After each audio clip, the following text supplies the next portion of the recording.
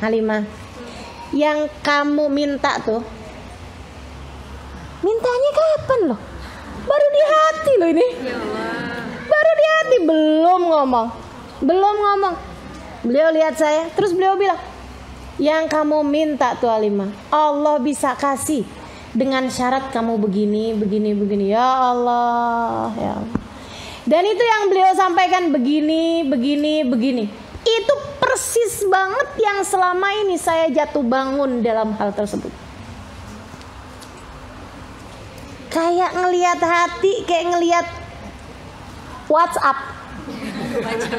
Kayak kita ngebaca WhatsApp tuh, ngeliatin hati kita. Ya Allah, maka udah serem setengah mati dah kalau ketemu mereka itu.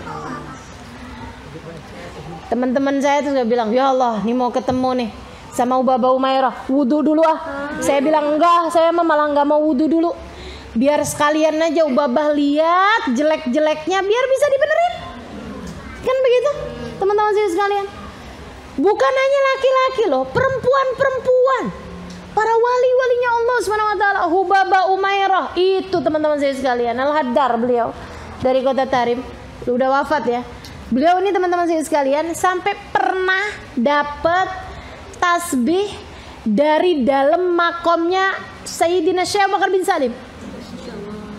Jadi beliau diminta sama Syekh Abu Bakar bin Salim buat pergi ke makomnya, dia bilang saya kasih kamu tasbih. Nggak tahu dari mana tasbihnya. Dia datang ke makamnya Sayyidina Syekh Bakar bin Salim, ngambil tasbih itu. Tasbih dari Sayyidina Syekh Bakar bin Salim. Masya Allah. Padahal Sayyidina Syekh Bakar bin Salim udah wafat berapa tahun yang lalu, dan itu kakek beliau. Kakek beliau gitu, keberapa tahu. Perempuan, teman-teman saya sekalian saya muliakan, tapi tajamnya ngelihat, Masya Allah. Jadi gimana kita nggak mau percaya sama Imamul Haddad dalam hal mengobati penyakit-penyakit hati? Jika bahkan yang hidup di zaman sekarang gitu ya, maksudnya sekarang beliau udah wafat ya, tapi maksud saya di zaman sekarang gitu, yang mata saya masih ketemu, telinga saya masih dengar gitu kan, orang-orang yang sebegitu masya Allahnya. Saya pernah bawa rombongan berapa belas orang perempuan ketemu sama beliau, masing-masing dinasehati itu persis banget sama apa yang paling dia perlukan. Udah kayak profesor dokter profesor spesialis gitu ya, yang memang ngelihat badan kamu nih, udah tahu nih gitu. Udah tahu nih penyakitnya apa, yang diperlukan apa, obatnya apa. Nah itu Ubaba Umairah.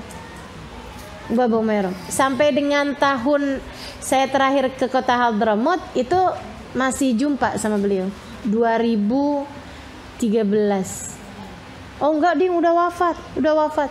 Beliau wafat itu di tahun-tahun mungkin 2010, 2009 gitu. Kali terakhir ke sana udah nggak ada, beliau udah wafat. Tahun-tahun sebelumnya tuh teman-teman saya sekalian, tiap datang saya bawa tuh, sengajain, pokoknya ada satu sesi di mana semuanya perlu untuk diobati sama Ubaba Umairah. Beliau tuh akan lihat gitu kan, kemudian nasihatin, dan sekaligus dikasih bacaan sama beliau, kamu baca ini, kamu begini, hati-hati. Yang hormat sama suami, waduh, tak ada lagi datang. Sama orang tua tuh nggak boleh gitu, ya Allah. Tanpa tedeng aling-aling, tanpa basa-basi, teman-teman saya sekalian, langsung jelek masuk ke hati, dan itu tuh memang yang paling diperlukan sama orang tersebut. Nggak usah terlalu cinta gitu sama dunia. Ketahuan semuanya udah, ya Allah luar biasa.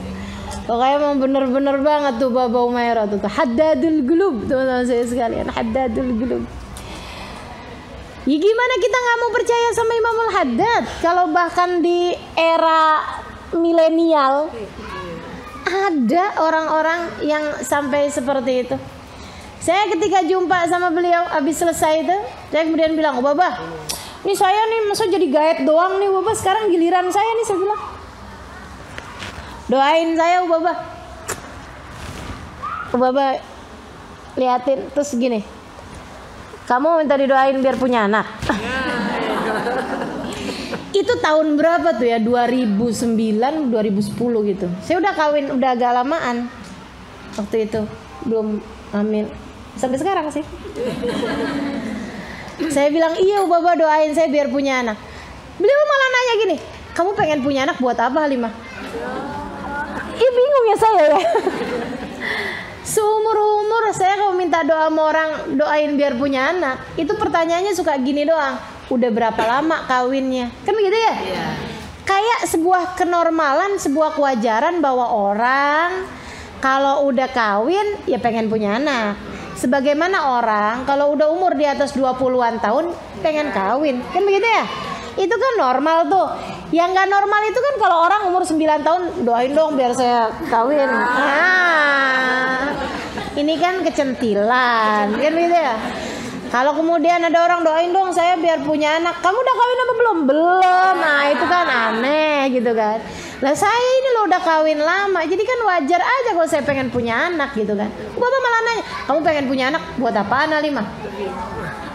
Bingung kan, itu pertanyaan yang gak pernah ada orang nanyain gitu. Sama aja kayak kamu pengen kawin buat apaan? Nah kan aneh ya. Ya pengen kawin gitu kan. Jadi saya ditanya kayak begitu bingung. Saya bilang, dan karena saya ya ustazah gitu kan. Jadi kan ini alasannya nih harus agak-agak yang agamis lah ya. Islami lah, Islam syar'i lah, syar'i gitu, syar'i. Alasannya kan harus syar'i ya enggak? Jadi saya bilang, biar ada yang mendoakan saya kalau saya mati. Itu kan alasannya ustazah, pantas kan ya? Ubaba kemudian nanya kayak begini sama saya, kamu bukannya ngajar Halimah? Iya Ubaba ngajar saya. Nah itu orang-orang yang kamu ajarin, kira-kira kalau kamu meninggal dunia memangnya mereka gak mau doain? Iya doain sih. Ya itu kan udah jauh lebih banyak daripada anak yang berhasil kamu punya, kalaupun kamu punya anak. Iya juga sih.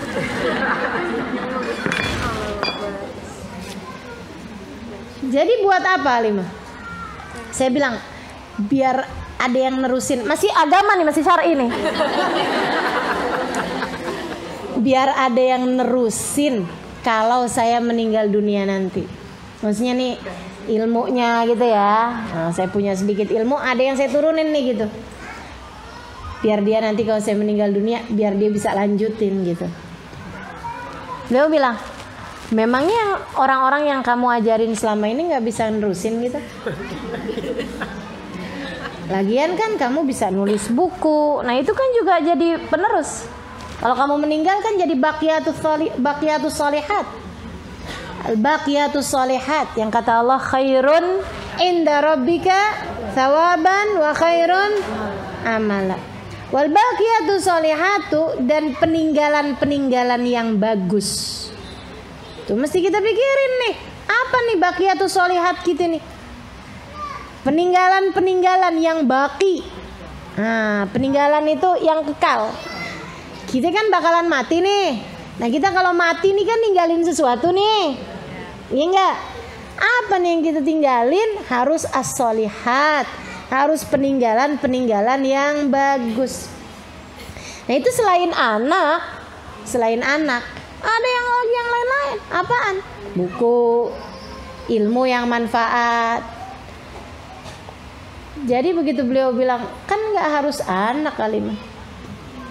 Yang lain-lain kan bisa juga jadi anak-anak didik yang akan terus melanjutkan ilmu kamu. Saya pikir-pikir ya juga ya, kitab, buku yang saya tulis bisa jadi peninggalan. Apalagi zaman sekarang nih kan, ada media sosial, ada suara-suara saya di YouTube, ada apa yang saya tinggalin buat orang masih bisa terus didengerin sampai kapan-kapan waktu. Jadi nggak bisa juga tuh alasan penerus tadi nih. Mesti nyari lagi nih alasan. Dan saya nggak ketemu alasan syar'i lain nih. Jadi akhirnya saya pun kembali kepada diri saya sendiri. Apa sebenarnya yang saya inginkan dengan adanya anak? Kemudian saya pun menjadi sangat-sangat manusiawi dan sangat perempuani. Saya bilang, ya Baba, doain biar punya anak, biar suami cinta sama saya. Dan itu beliau malah ketawain saya. Disitulah saya merasa sedih, merasa kok saya ini ternyata belajar segini lama nggak kemana-mana ya ini ya. Beliau bilang kayak gini nih, kamu tuh Halimah lupa apa? Siapa yang menjadi pengendali hati? Pengen apa kamu nak? Pengen dicinta sama suami kamu. Bahkan dia nggak bisa ngatur hatinya sendiri. Gimana mau ngatur rasa hatinya buat kamu? Dan kamu pikir anak bisa jadi pengatur hati suami? Hati suamimu? Beliau ketawain gitu, maksudnya ini alasan kamu nih nggak banget. Kayak kamu dipengaruhi sama siapa selama ini?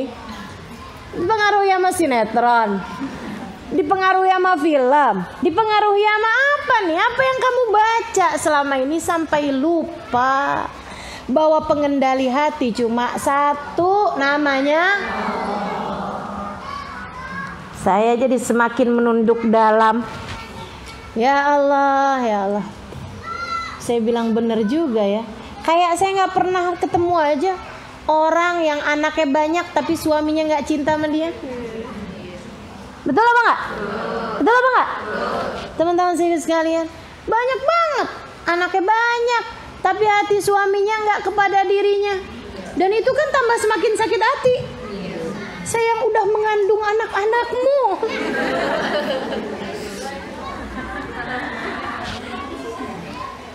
Sampai pernah gitu kan, ada seorang istri punya anak 4 gitu. Ustazah, ya Allah sakit hati saya Ustazah. Suami saya lebih milih perempuan itu loh Ustazah, yang cuman sendirian padahal kami berlima.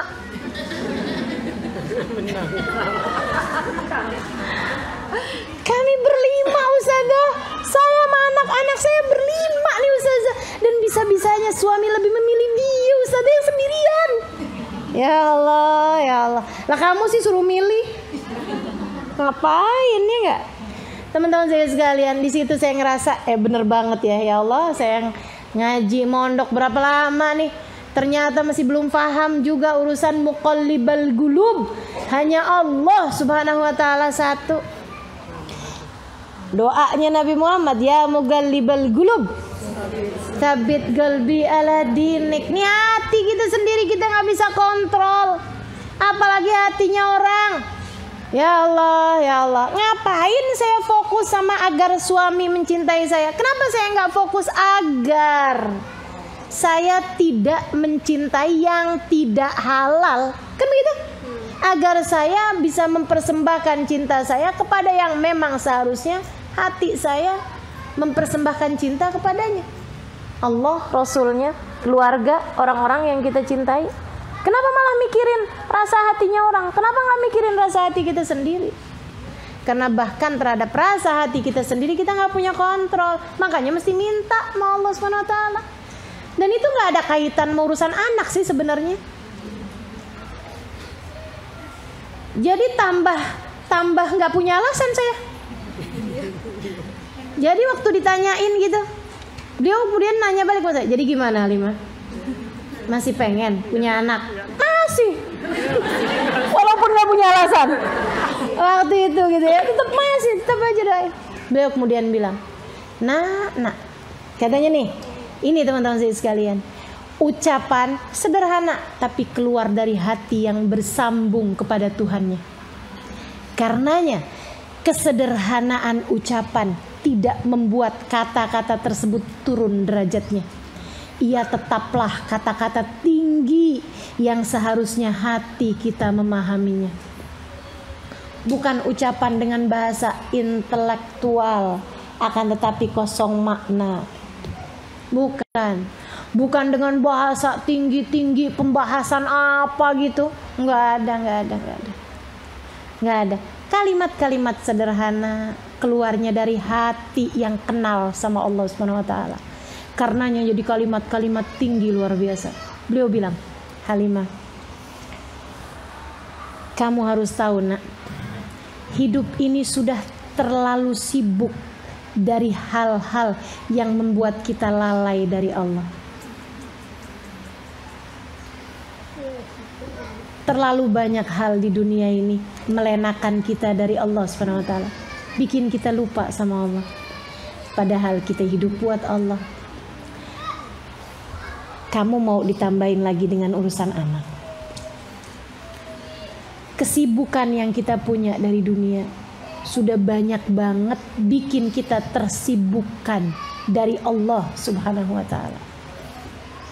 Kamu mau ditambahin lagi dengan urusan-urusan yang lain?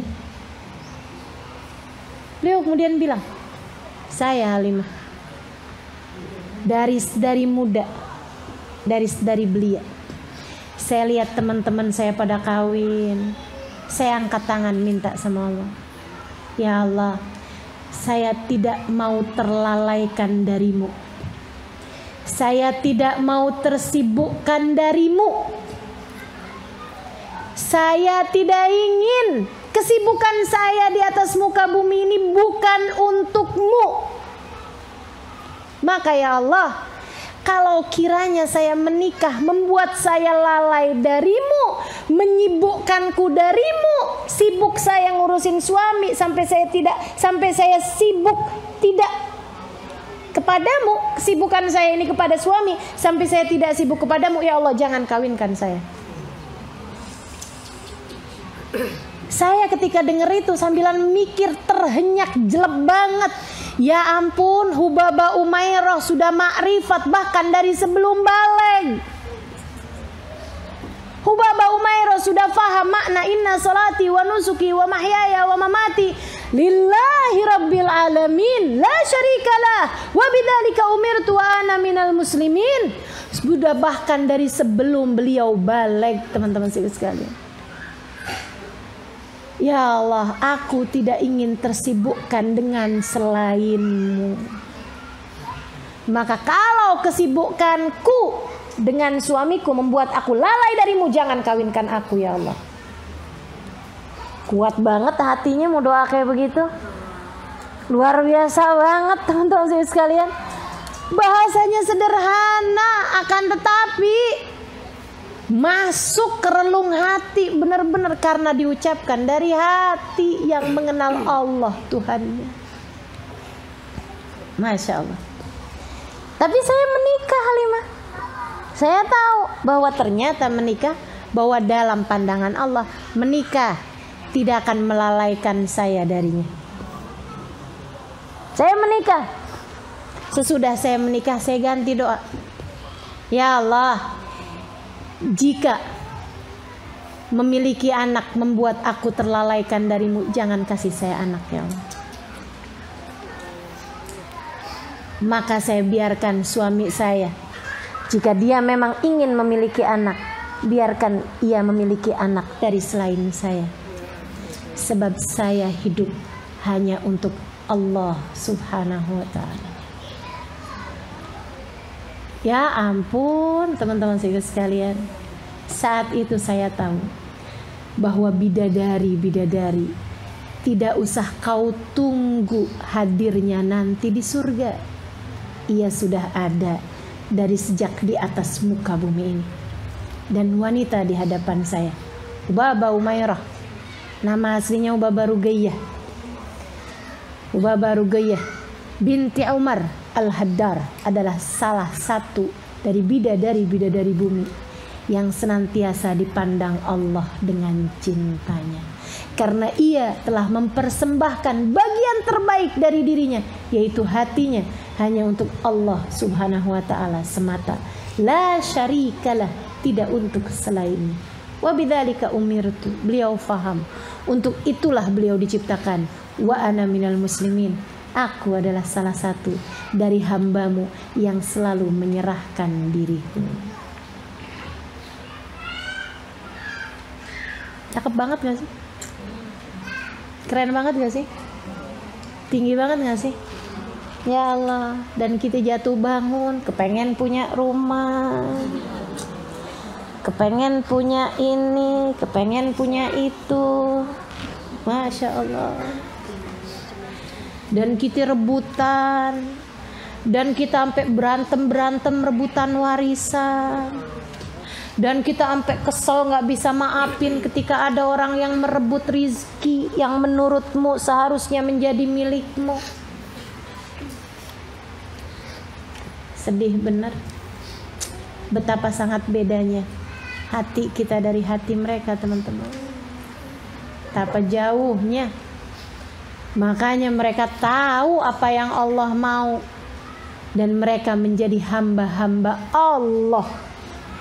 Kita yang kita tahu apa yang kita mau, makanya kita jadi hamba-hambanya nafsu. Iya apa ya? Dan dengan bangganya kita bilang, iyyaka na'budu wa iyyaka nasta'in. Hanya kepadamu aku beribadah ya Allah. Hanya kepadamu aku menjadi hambamu. Hanya kepadamu aku menghamba. Wa iyyaka nasta'in. Hanya kepadamu aku mohon pertolongan. Kata Allah, emang iya? Hanya kepadaku kamu mengabdi. Emang iya? Enggak tuh. Kamu mengabdi kepada keinginan hawa nafsumu sendiri. Hatimu kamu persembahkan untuk hawa nafsumu sendiri. Hatimu kamu persembahkan untuk keinginanmu sendiri. Dan kamu merasa seperti sudah mengabdi kepadaku. Belum.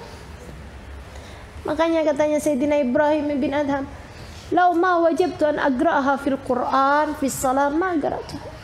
Sungguh andai tidak wajib bagi saya untuk membacanya di dalam Fatihah dalam salat, saya tidak akan pernah berani membacanya. Tiap kali saya membacanya, hati saya bilang belum.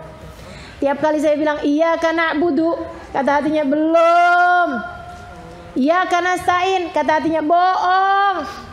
Kamu masih minta tolong sama suamimu, kamu masih berharap dari si fulan, kamu masih berharap dari harta, kamu masih berharap dari sini, kamu masih berharap dari pekerjaan, kamu masih berharap dari pemberian. Dan kamu mengaku bahwa iyyaka nasta'in, aku tidak berharap kecuali darimu ya Allah. Bohong, kata hatinya. Ya Allah, ya Allah. Betapa sangat jauhnya kita dari kemurnian hati yang untuk Allah Subhanahu wa taala. Nih para wali-walinya Allah Subhanahu wa taala, teman-teman sekalian. Fokus mereka kepada urusan hati. Itu empat tadi itu fokus mereka tuh. Fokus mereka. Mudah-mudahan kita juga bisa sama Allah Subhanahu wa taala belajar pelan-pelan, enggak apa-apa. Jatuh bangun enggak apa-apa, balik lagi. Jatuh bangun enggak apa, balik lagi. Makanya ngaji terus. Kalau ditanyain orang, kamu kok ngaji terus? Nah, emang enggak benar-benar. Teman-teman saya sekalian, ini masa ngaji gitu nih, tiap hari kita ngaji nih dalam rangka ihdinas siratal mustaqim. Karena kita belum juga menempuh siratal mustaqim. Masih harus terus diajarin biar bisa nempuh kan gitu ya. Jatuh lagi, melintir lagi ke sono, melenceng lagi ke sono, ngomongin orang lagi, ngatain orang lagi, merasa diri lebih baik lagi, ujub lagi, ini lagi, rebutan lagi. Aduh, ya Allah. Balik lagi. Nggak apa-apa, jatuh bangun nggak apa-apa. Yang penting kan terus balik. Ini deh, terus jalan. Nah itu yang kita perlukan teman-teman sekalian. Jalan pelan-pelan gak apa-apa. Jatuh bangun gak apa-apa, sambil minta tolong. Sama siapa minta tolongnya? Sama Allah yang pasti. Tapi buat minta tolong sama Allah juga kadang kita perlu tangan-tangan nih buat nyelamatin kita nih, saudara sekalian. Siapa tuh? Nabi Muhammad alaihissalam. Makanya sholawatan. Makanya sebelum ngaji baca sholawat. Ngapain tuh? Itu dia mau nyambungin. Selain Nabi Muhammad siapa? Wali-wali ini di atas kita ini, orang-orang di atas kita nih, iya nggak? Para wali-walinya Allah Subhanahu Wa Taala. Makanya kita perlu ziarah, makanya kita perlu hadir haul, makanya kita perlu baca dikiran. Bukan asal dikiran kamu buka dari kitab gitu, enggak. Dikiran yang dibaca, dikirannya Imamul Haddad. Dikiran yang dibaca, dikirannya Syekh Bakar bin Salim. Makanya kalau nyari dikiran, bukan cuma asal baca artinya, bagus nih, enggak gitu. Punya siapa? Punya siapa? Dikiran itu. Punya siapa? Baca maulid, tunggu dulu, punya siapa maulid nih? Punyanya Habib Umar bin Hafid. Iya, baca. Kita kenal Habib Umar, kan gitu ya? Maulidnya siapa nih? Maulidnya Habib Ali Hamshi Simtutur. Baca. Maulidnya siapa nih? Maulidnya Imam Ad-Dibai. Baca. Maulidnya siapa nih? Bagus nih, karangannya siapa? Karangannya Ustaz Ali. Enggak usah dibaca. Nggak usah, makanya saya nggak berani ngarang maulid. Nggak berani ngarang maulid. Ya Allah, bikin maulid aja memberanikan diri. Bikin maulid aja memberanikan diri, teman-teman sekalian. Ya ampun, siapa kita? Bikin maulid, ngumpulin orang, yuk rayain Nabi Muhammad. Ya Allah, siapa kita? Yang pantas bikin maulid tuh Habib Umar bin Hafid tuh pantas, ya nggak? Yang pantas bikin maulid Habib Zain bin Smith, pantas bikin maulid. Halimah terus bikin maulid. Ya udah deh gitu. Tak ada rotan akar pun jadi, ngeberaniin diri. Nih ngajar kayak begini nih, ngeberaniin diri. Ya Allah teman-teman saya sekalian, belum pantasnya, tapi ya udahlah. Tak ada rotan akar pun jadi. Ya Allah. Nah dia nih perlu uluran tangan. Makanya ngajarnya diawali dengan sholawat, biar ada tangan Nabi Muhammad. Ya, baca Yasin dulu, biar ada tangan Allah. Kan gitu kan? Pakai baca Yasin ada tangan Allah, pakai baca sholawat ada tangan Nabi Muhammad, pakai dikirannya Syekh Bakar bin Salim, dikirannya Imamul Haddad, kitabnya pakai punyanya Imamul Haddad, biar ada tangan-tangan. Teman-teman sekalian, saya tidak membuatmu, saya tidak menarikmu karena saya masih perlu buat ditarik. Jadi kalau ada yang bilang, Ustazah kita mau ikutan Ustazah, gimana modalnya nih? Saya aja mau nyelamatin diri ini perlu gendolan sama orang, terus saya tiba-tiba digendolin sama orang. Waduh, ini gimana modelnya nih? Nah, nggak ada. Kita sama-sama aja, sama-sama ngegendol, sama-sama ikut, sama-sama menggantung, sama-sama menggantungkan diri kepada siapa? Kepada orang-orang yang sudah pasti terselamatkan. Rabbi fanfa'na bibarakatihim wahdinal husna bihurmati wa amitna fi tariqatihim wa mu'afatin. Rabbi fanfa'na bibarakatihim. Ya Allah, kasih kemanfaatan kepada kami berupa berkah-berkahnya mereka.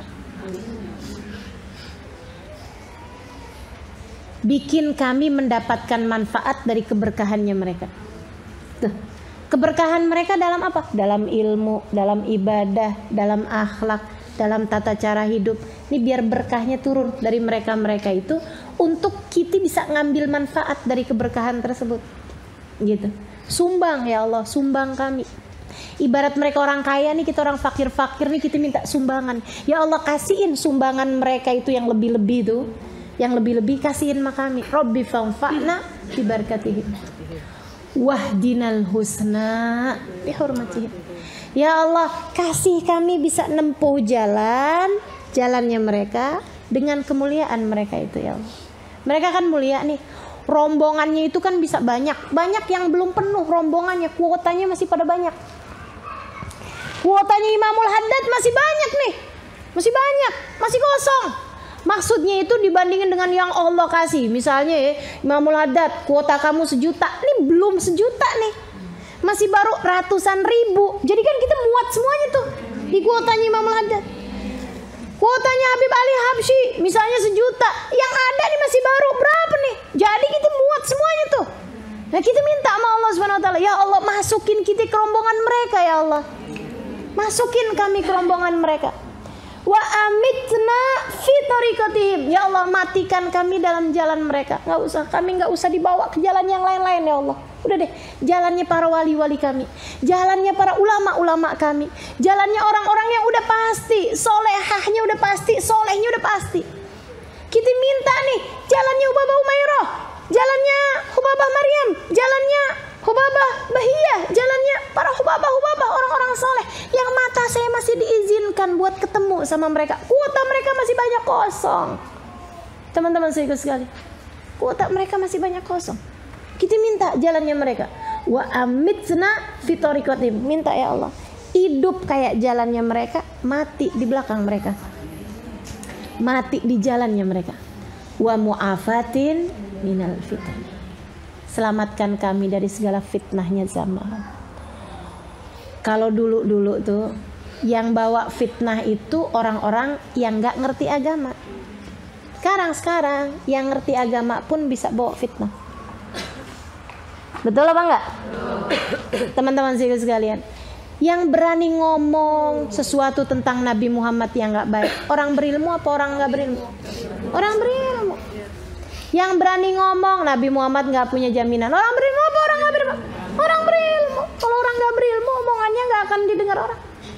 Yang berani ngomongin yang nggak baik, yang katanya Nabi Muhammad nggak keurus. Ya Allah, teman-teman, yang ngebandingin Nabi sama, kalau itu orang nggak berilmu ya. Tapi ini kan yang berani ngomong macem-macem ini teman-teman saya sekalian, orang-orang yang berilmu. Makanya kita ngeri banget. Makanya minta sama Allah, wa mu'afatin, selamatkan kami dari segala fitnah ya Allah. Selamatkan kami dari segala fitnah ya Allah. Dan minta sama Allah Subhanahu wa taala hal-hal yang seperti itu.